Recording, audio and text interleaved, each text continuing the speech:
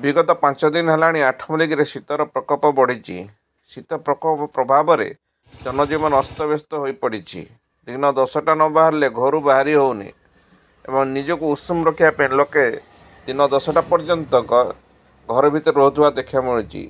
व्यवसाय मांदा पड़ी एवं चाषबास कार्य भी बाधाप्राप्त हो सकाळु सकाळु पोखरी गुड़िक एत मात्रा कुहुड़ी जमी रोचे जे मुँह को मुँह देखा मुस्किल हो पड़ुछि एवं पुष्करिणी मंदिर निकट रही पुष्करिणी गुड़िक देखिए बरफ बढ़ला भली अनुभूत होती एवं एते मात्रा कुहुड़ी रोचे जे मुँह को मुँह देखा मुस्किल हो पड़ुछि। कृषक बिल को जीवा और चाष कार्य करने भी मुस्किल होती। आठमल्लिक एनएसी सकाल 8टा 9टा पर्यंत सामना को देखा मुस्किल पड़ी एवं रास्ता घाट में जीवा आस विपद संपन्न होती। आठमल्लिक महानदी रास्ता आसवा हेले गाड़ी गुड़िक लाइट लगे आसा पड़ी 10 फुट रु 12 फुट दृश्यमान हवा मुस्किल हो पड़ी।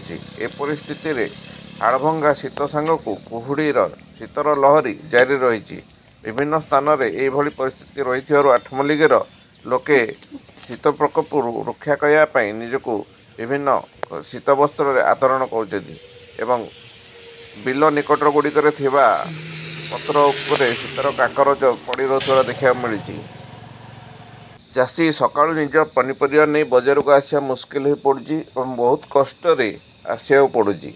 रास्ता घाट जपरी सुनसान रोचे दिन 9टा पर्यंत रास्ता घाट सुनसान रोचे एवं सकाळु यात्री माने बस स्टैंड या भिड़ रहा जगार खाँ खाँ लगी रोचे एवं सकाल सकाल यात्री माने कुआड़े जावाक अमंग होती। यात्री आठमल्लिकर बस स्टैंड खाली खाली देखा दिन 10टा न बजला पर्यंत लोक भिड़ होना और रास्ता घाट में काँ भा लोक यातायात कर देखा मिली। जो जनगहलीपूर्ण रोकवा स्थान गुड़िक दिन 9टा पर्यंत खाली खाली रही पड़ी। विभिन्न स्थान में लोके चा पी निज को उषुम रोकवा देखा मिली एवं मॉर्निंग वॉक कर जाऊँ लोक देखा दर्शन मिलूनी। दिन एनएसी छक निकट में जो गाड़ी भिड़ रहे से अल्प मात्रा गाड़ी यातायात कर देखा मिलूँ। ए परिस्थिति रे केते दिन आउ ये परिस्थिति लगी रहा देखा रहा।